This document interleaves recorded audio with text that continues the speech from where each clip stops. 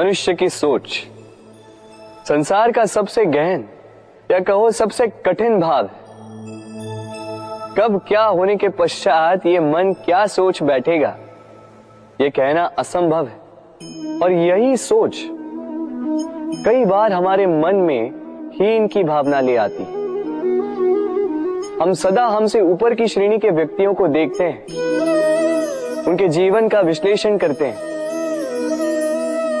और फिर स्वयं को हीन समझ लेते हैं। इसके पास इतना धन है, इसके पास कितना बल है, और मेरे पास कुछ भी नहीं। मैं कितना हीन व्यक्ति हूं, संसार के लिए मैं कुछ भी नहीं। होता है ना ऐसा? किंतु ऐसा नहीं है। आपके पास भी बहुत कुछ है, पलट के देखिए। किसी भूखे व्यक्ति को केवल एक रोटी मिल जाए तो भले ही दूसरों के लिए वो अन्न का दाना होगा, किंतु उसके लिए वो भोज से कम नहीं। इसलिए जब भी मन में हीन भावना जागे, अपनों की ओर देखिए, उनकी ओर पलटिए। आपको विश्वास हो जाएगा कि भले ही आप ये मानते हो कि इस संसार के लिए आप कुछ नहीं है, कुछ लोगों के लिए आप संपूर्ण संसार है। तो जो आपका संसार है उसमें प्रसन्न रहना सीखिए। राधे राधे। कितना सुंदर पुस्तक है, सुंदर आवरण है, सजाए हुए पृष्ठ है।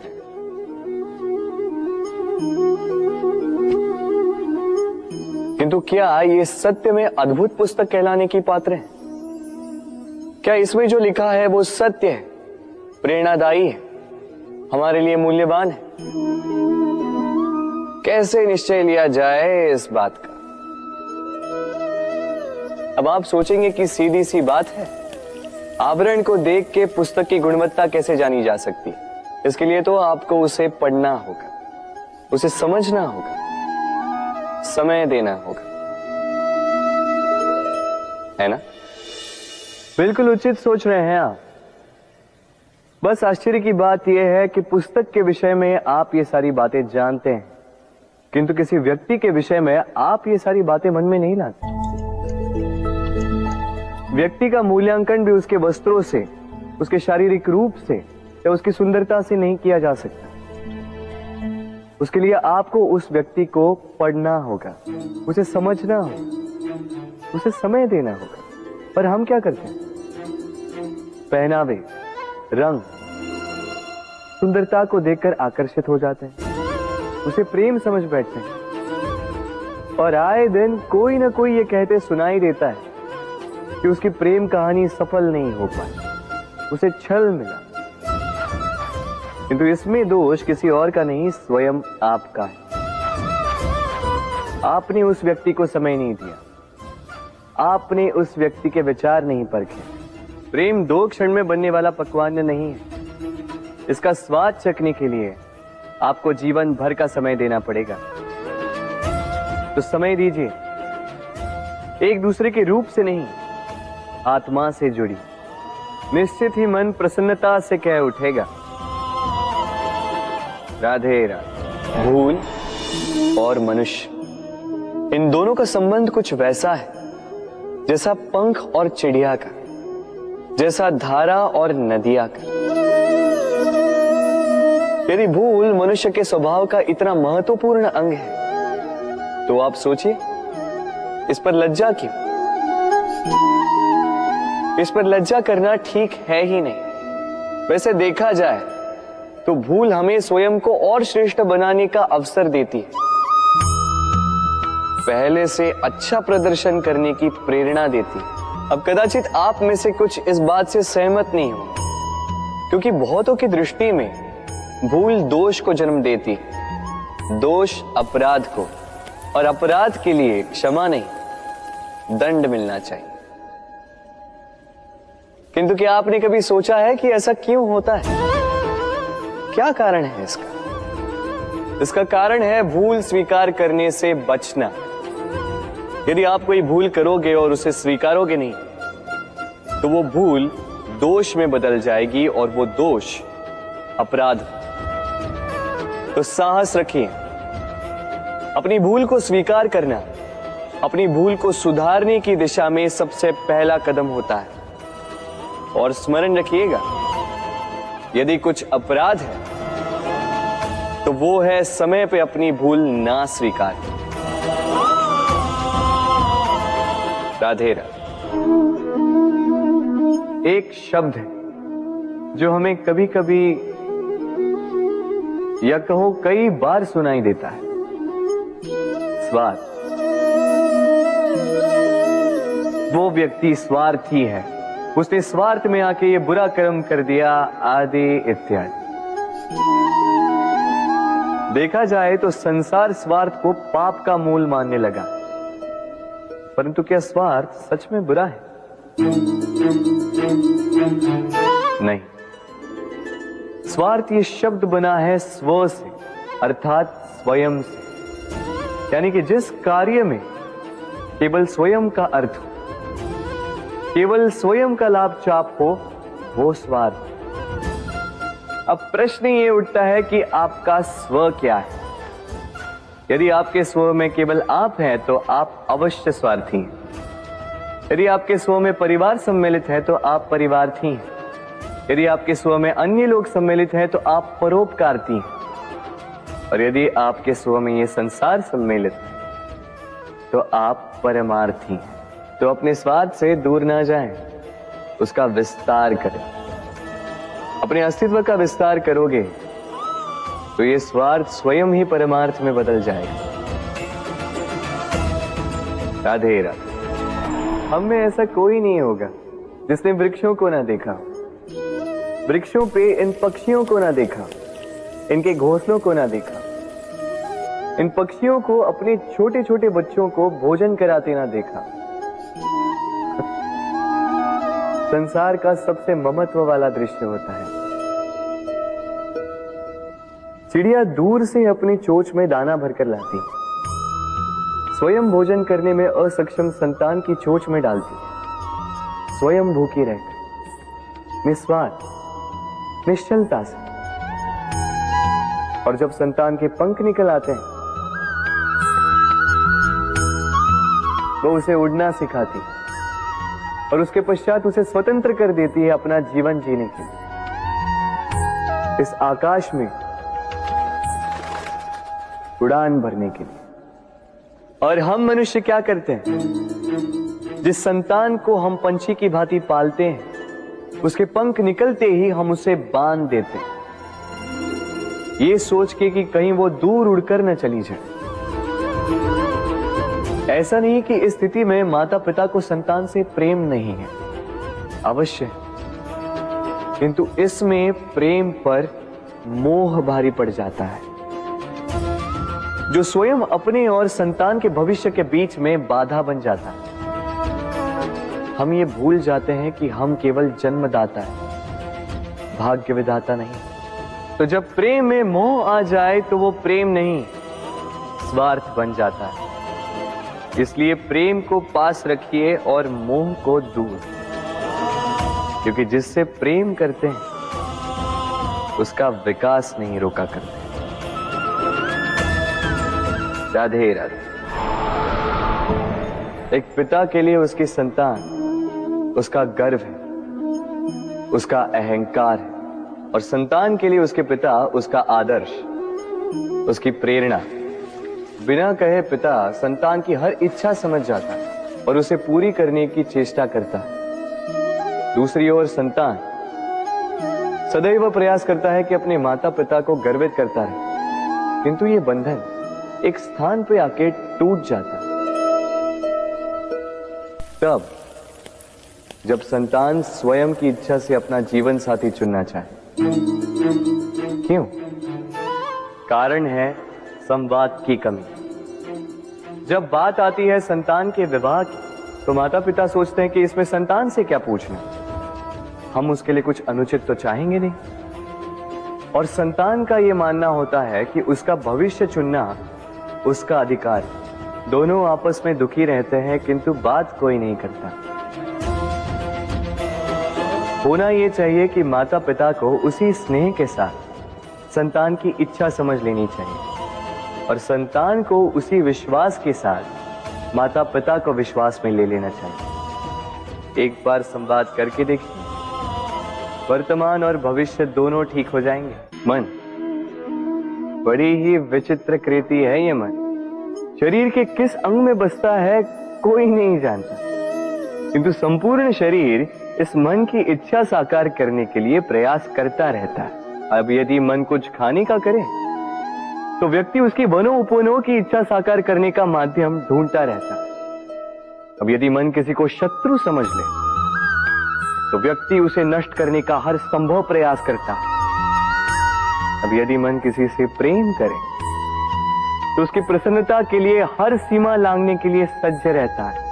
परंतु जीवन सुखद हो इसके लिए आवश्यक है कि मन खाली हो। इस बांसुरी की भांति भीतर कुछ भी नहीं, न राग है न द्वेष, तब भी तार छेड़ने पर स्वर निकलता है। इसी प्रकार मन को भी भावनाओं से मुक्त रखना आवश्यक है। स्मरण रखिए, मन में कुछ भर के जियोगे तो मन भर के जी नहीं पाओगे। राधे राधे। मनुष्य का स्वभाव है कमाना, संग्रह करना, फिर चाहे वो धन हो, नाते हो, संबंध हो या हो प्रसन्नता। परंतु क्या आपने कभी सोचा है नियति ने यह संग्रह करने की प्रकृति मनुष्य में क्यों डाली? एक बीज से पौधा पनपता है, उसके भोजन से फल संग्रहित होता है। क्यों? इसलिए ताकि वृक्ष उसे स्वयं खा सके? नहीं, बल्कि इसलिए ताकि वो भूखे जीवों में बांट सके।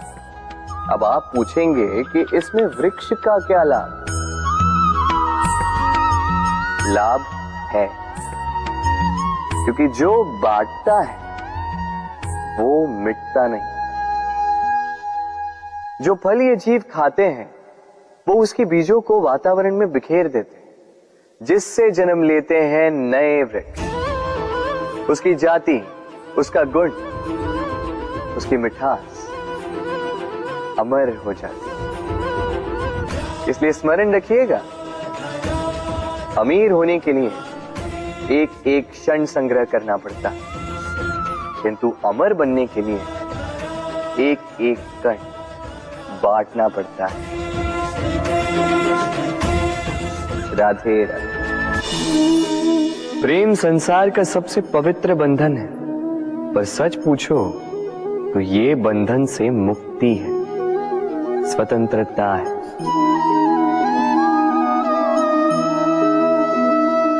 नहीं समझे?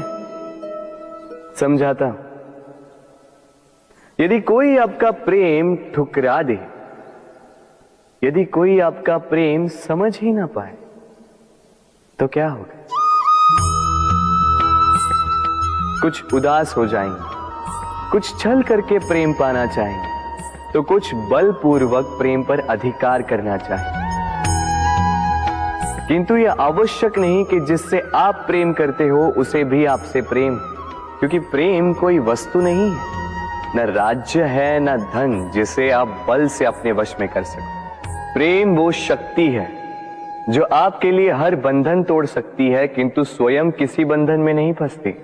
तो जिससे भी आप प्रेम करते हो उसे स्वतंत्र छोड़ दीजिए, क्योंकि स्वतंत्रता ही वो भाव है जो जीव को सबसे अधिक प्रिय है। प्रेम सच्चा होगा तो उसे अवश्य समझ में आए। तब तक के लिए निस्वार्थ भाव से प्रेम कीजिए, स्वार्थ हट जाएगा तो प्रेम आ ही जाएगा और मन प्रसन्न होकर बोलेगा, राधे राधे। प्रेम, प्रेम विधाता की सबसे सुंदर कृति, परंतु हर कृति को संभालना पड़ता है। अब इसी मूर्ति को देख लीजिए। जब कलाकार ने इसे रचा तब ये बहुत सुंदर थी, परंतु इसके पश्चात उसे संभाला नहीं गया। इसके स्वामी ने इसके देखभाल का कर्तव्य ठीक से नहीं निभाया और अब यह मूर्ति असुंदर लगने लगी। इसी प्रकार केवल कह देने से प्रेम नहीं हो जाता। इसके लिए आपको अपने कर्तव्यों को पूर्ण करना होगा। तो देश की रक्षा, परिवार और संबंधियों की सुरक्षा, संतान को संस्कार, जीवन साथी का आभार, ये कर्तव्य जब तक नहीं निभाओगे प्रेम से दूर होते जाओगे। तो यदि प्रेम का अमृत पाना है तो कर्तव्य की अंजलि बनानी होगी और मन से कहना होगा, राधे राधे। जब भी प्रेम की बात आती है हम सबसे पहले मन में एक नायक और एक नायिका का चित्रण कर लेते हैं। क्यों? आपके साथ भी यही होता है ना? पर क्या प्रेम केवल नायक नायिका के आकर्षण का बंधन है? नहीं, प्रेम तो परिवार से हो सकता है, माता पिता भाई बहन से हो सकता है, सखा मित्रों से हो सकता है, देश और जन्मभूमि के लिए हो सकता है, मानवता के लिए हो सकता है, किसी कला के लिए हो सकता है, इस प्रकृति के लिए हो सकता है। पर प्रेम कभी उस पन्ने पर लिखा ही नहीं जा सकता जिस पर पहले ही बहुत कुछ लिखा हो। जैसे एक भरी मटकी में और पानी आ ही नहीं सकता। तो यदि प्रेम को पाना है तो मन को खाली करना होगा। अपनी इच्छाएं, अपना सुख सब त्याग कर समर्पण करना होगा। अपने मन से व्यापार हटा दो, तभी प्यार मिलेगा और मन प्रसन्न होकर बोलेगा, राधे राधे। मेरे आसपास ये वृक्ष, ये पौधे, ये पुष्प देख रहे हैं आप? है ना सुंदर? क्योंकि आपने इन्हें देखा है। इसी प्रकार जब प्रेम की बात आती है लोग किसी का मुख स्मरण कर लेते हैं। ऐसी आंखें, वैसी मुस्कान, तिरछी भ्रूकुटी, घने केश, पर क्या यही प्रेम का अस्तित्व है?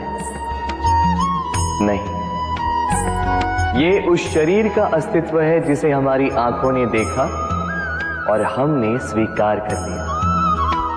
परंतु प्रेम भिन्न है। प्रेम उस वायु की भांति है जो हमें दिखाई नहीं देता, किंतु वही हमें जीवन देता है। संसार किसी स्त्री को कुरूप कह सकता है क्योंकि वो उसे अपनी तन की आंखों से देखता है, परंतु संतान उसी माता को संसार में सबसे सुंदर समझती है क्योंकि वो भाव से जुड़े। तन की आंखों से देखोगे तो वैसे भी पहचान नहीं पाओगे जैसे राधा मुझे पहचान नहीं पाई। इसलिए यदि प्रेम को समझना है तो मन की आंखें खोलो और प्रेम से कहो, राधे राधे। बालपन से कहीं पहेलियां सुलझाई होंगी आप, क्यों? तो आज एक और सुलझा लीजिए। बताइए आपके जीवन में वो कौन सी वस्तु है जो आपका सबसे बड़ा मित्र भी है और सबसे बड़ा शत्रु भी?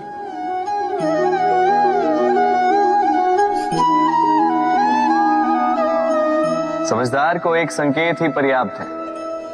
उचित सोचा आपने। वो वस्तु है समय। क्यों समय आपका सबसे बड़ा मित्र और समय ही आपका सबसे बड़ा शत्रु है? उत्तर है समय का सम्मान। जो व्यक्ति समय का सम्मान करता है वो अपने जीवन के सारे लक्ष्य प्राप्त करता है। संसार उसकी कला पहचानता है, उसे महत्व देता है। और जो व्यक्ति समय का महत्व नहीं पहचान पाता, नहीं समझ पाता, जाने अनजाने में उसका अपमान करता है, संसार उसी को भुला देता है। इसीलिए समय का सम्मान करें, उसे व्यर्थ ना करें, क्योंकि अच्छा समय इस संसार को बताएगा आपकी वास्तविकता क्या है, किंतु बुरा समय आपको बताएगा कि इस संसार की वास्तविकता क्या है। तो प्रेम से बोल, राधे राधे। जीवन में समय चाहे जैसा भी हो, अपनों का साथ बड़ा आवश्यक होता है। सुख हो तो बढ़ जाता है, दुख हो तो बढ़ जाता है। अपनों के साथ समय कब बीत जाता है पता भी नहीं चलता, है ना? किंतु सोचिए, यदि आपको किसी ऐसे स्थान पे छोड़ दिया जाए जहां आपका कोई संबंधी ना हो, आपका कोई अपना ना, कोई मित्र ना, तो क्या होगा? एक एक क्षण कितना लंबा लगने लगेगा। तब तक लगेगा जब तक आप किसी को अपना नहीं बनाते। अब प्रश्न ये उठता है कि आपका अपना कौन है?